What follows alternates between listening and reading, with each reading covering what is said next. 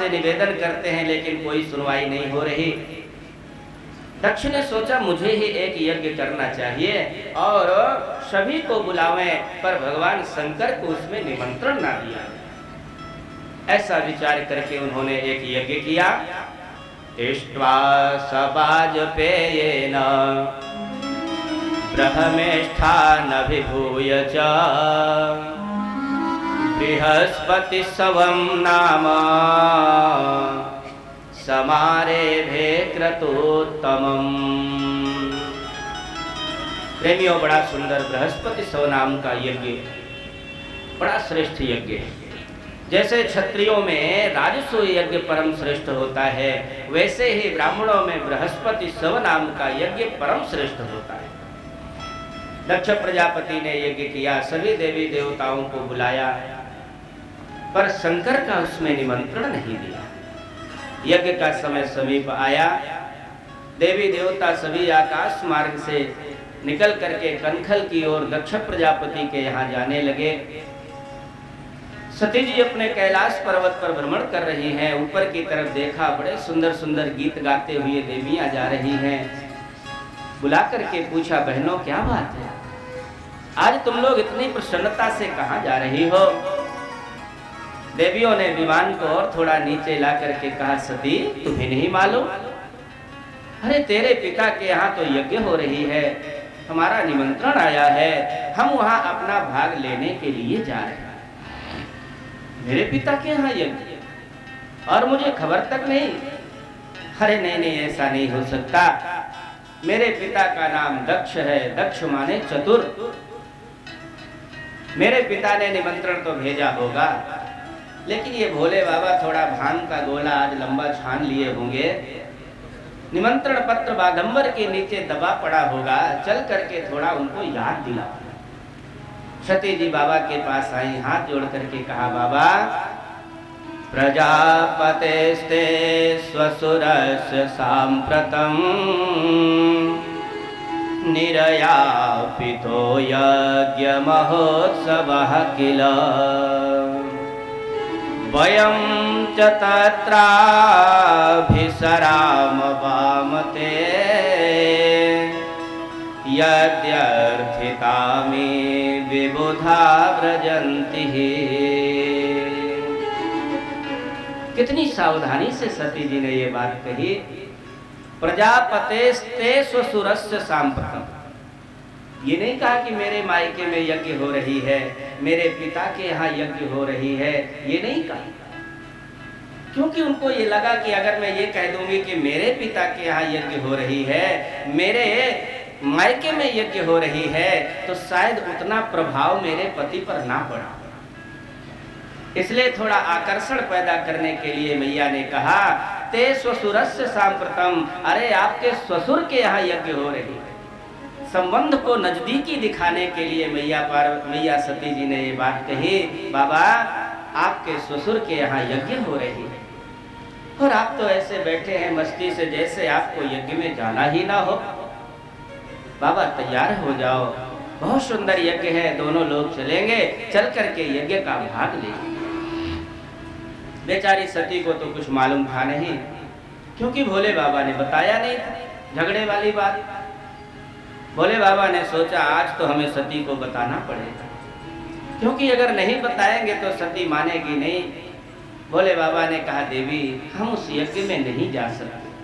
क्यों महाराज, कारण क्या है? देवी कुछ दिन पहले जो प्रयागराज में प्रजापतियों का सम्मेलन हुआ था, वहां पर तुम्हारे पिता से हमारा थोड़ा विवाद हो गया। कैसा विवाद?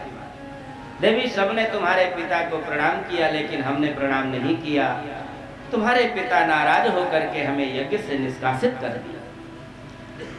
जिस समय कन्या ससुराल में होती है, अक्सर देखना, अनुभव करना, वो अपने मायके का पक्ष ज्यादा खींचा करती है। सती जी ने कहा, महाराज जैसे मेरे पिता वैसे तुम्हारे पिता, अरे आपको प्रणाम करना चाहिए, आपने प्रणाम क्यों नहीं किया? गलती आपकी। भोले बाबा ने कहा, देवी ऐसे तो मैं सारे जगत को सिया राम में मान करके प्रणाम रोज करता हूं, लेकिन अभिमानी के सामने मेरा ये सिर नहीं झुकता। तेरा पिता अभिमानी था और इसी वजह से मैंने तुम्हारे पिता को प्रणाम नहीं किया। सती जी ने कहा, प्रभु ये तो आपका आपसी मामला है, ससुर दामाद के बीच की बात है, इसलिए मुझे इसमें मत डालो, कम से कम मुझे लेकर के वहां चलो, आज बड़ा सुंदर महोत्सव है, यज्ञ है। भगवान शंकर ने कहा, देवी त्वयोदितं शोभनमेव शोभने अनाहुता अप्यभियन्ति बंधुसो। देवी बात तो तुम ठीक कह रही हो, पिता के घर में बिना बुलाए भी जाया जा सकता है, भाई के यहाँ बिना बुलाए भी जाया जा सकता है, लेकिन जहां पर जाने के बाद लोगों के दिलों में प्रसन्नता की लहर दौड़ जाए, वहां तो बिना बुलाए जाओ, और जहां जाने के बाद किसी को अच्छा ना लगे वहां कतई नहीं जाना चाहिए, चाहे वो भाई का घर हो चाहे पिता का घर हो।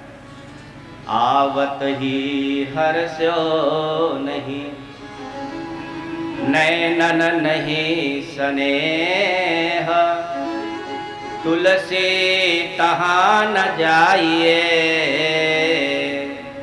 कंचन बरसे में। प्रेमियों, जहाँ जाने के बाद हृदय में प्रसन्नता ना हो, आंखों में प्रसन्नता की लहर ना दिखाई पड़े, चाहे वो पिता का घर ही क्यों ना हो, बिना बुलाए नहीं जाना चाहिए। इसलिए देवी बैठ जाओ, मेरे साथ तुम भी भगवान का भजन करो। लेकिन भैया सती के अंदर तो मायके की चटपटी लग गई, बार बार जाती हैं, ये अटैची खोलती हैं, वो बक्सा खोलती हैं, ये गहना उठाती हैं, वो साड़ी उठाती हैं। अरे इसी मौके के लिए तो ये सब रखा गया था, मायके जाएंगे, चार बहनों के बीच में पहन करके दिखाएंगे। आज तो बाबा जाने से इनकार कर दिया, क्या करूं? सती जी का मन विचारों में झूलने लगा, क्या करूं? आज तो मुझे एक को छोड़ना ही पड़ेगा, या तो आज मेरे पिता छूटेंगे या तो आज मेरे पति छूटेंगे। प्रेमियों, निर्णय लेने में सती से गलती हो गई। सती ने निर्णय तो लिया लेकिन गलत निर्णय ले लिया। अब तो सती का हमारा इस शरीर से मिलन हो नहीं सकता, क्योंकि जब मेरे कहने से भी सती के बात समझ में नहीं आए, मोरो कहा सती नहीं माना, तो निश्चित है कि अब इसका कल्याण होने वाला नहीं है। पर ये मेरे यहाँ से दुखी होकर क्यों जाए? बड़े सम्मान से इसका जितना सामान है सब लेकर के, जेवर गहना इत्यादि सब लेकर के इसको मायके छोड़ा।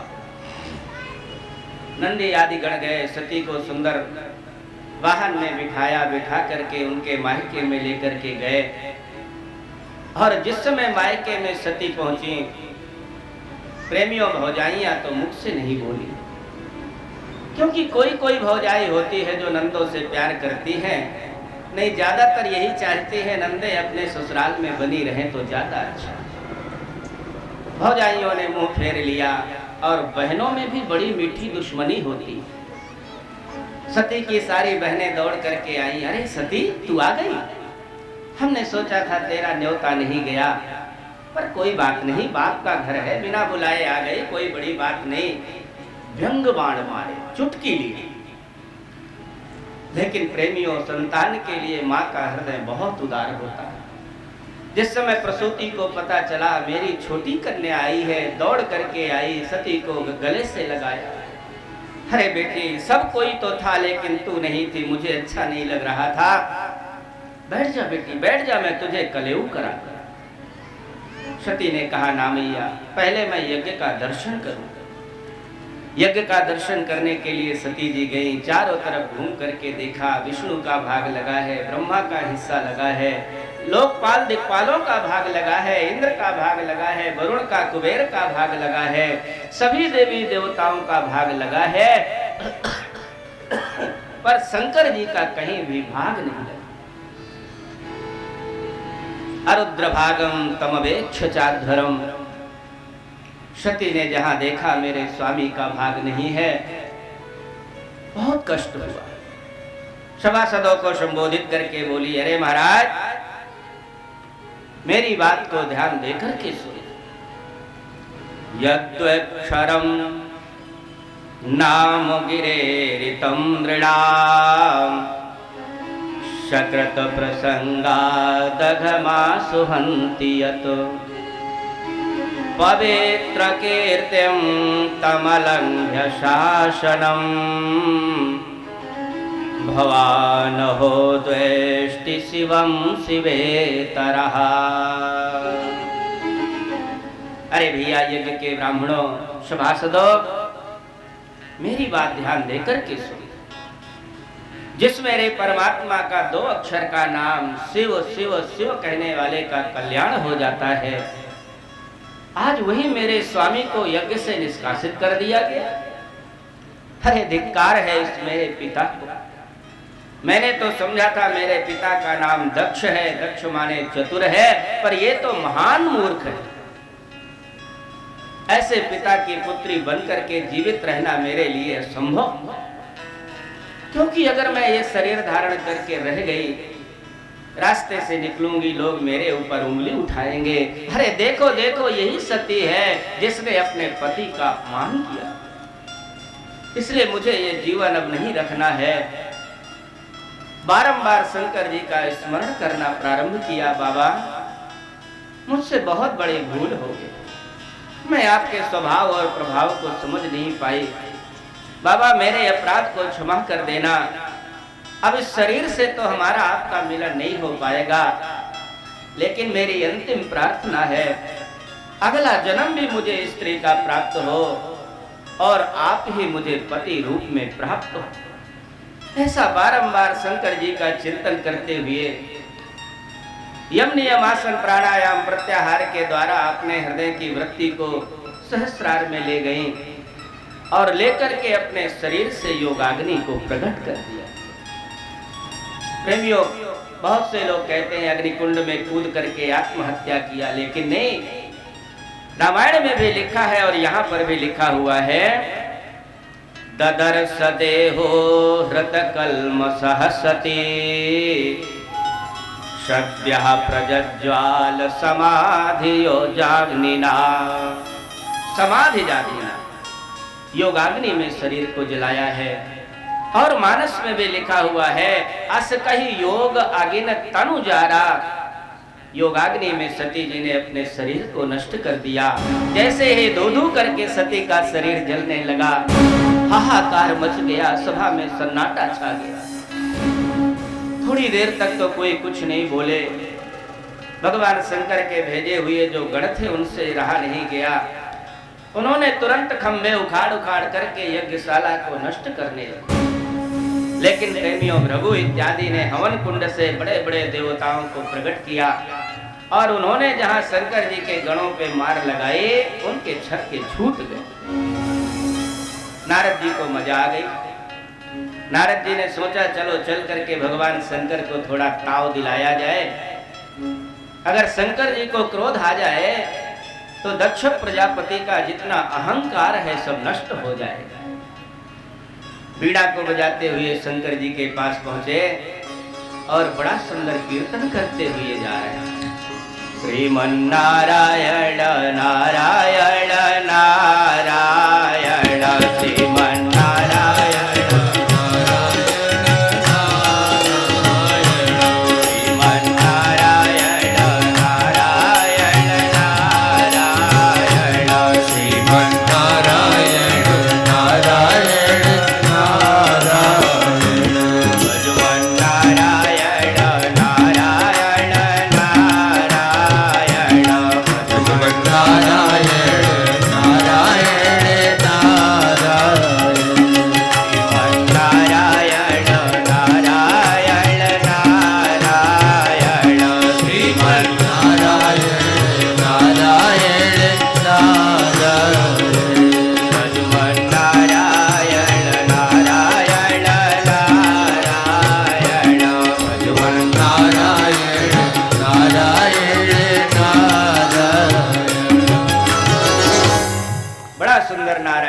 उच्चारण करते हुए नारद जी शंकर जी के पास गए।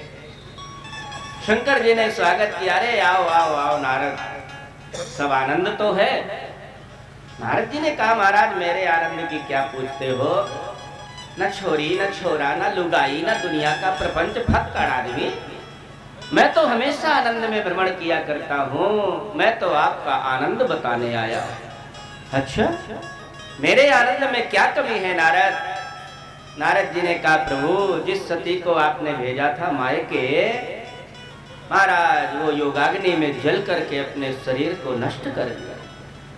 भगवान शंकर को क्रोध नहीं आया। नारद तुमने कौन सी नई बात बता दी? अरे जिस समय मेरी बात सती नहीं मानी थी उसी समय मैंने ये निर्णय ले लिया था, अब सती का कल्याण होने वाला नहीं है। नारद जी ने सोचा मामला बिगड़ गया, भगवान को क्रोध आना चाहिए था और मेरी इस बात से क्रोध नहीं आया। तुरंत उन्होंने थोड़ा भूमिका बदली, महाराज इतना ही थोड़ा हुआ है तो और क्या हुआ है नारद? आपके द्वारा जो भेजे गए थे नंदी आदि गण, उनके महाराज ऐसी मार पड़ी है, ऐसी मार पड़ी है, किसी का हाथ टूट गया, किसी की खोपड़ी फट गई, खून की धारा बह रही है महाराज। जहां ये गणों के मार वाली बात बताई, भगवान शंकर को ये गण बहुत प्यारे थे और उनकी ये दुर्दशा सुनकर के भगवान शंकर को महान क्रोध आया। भवो भवान्या निधनम प्रजापते रसत्रताया अवगम्य नारदा।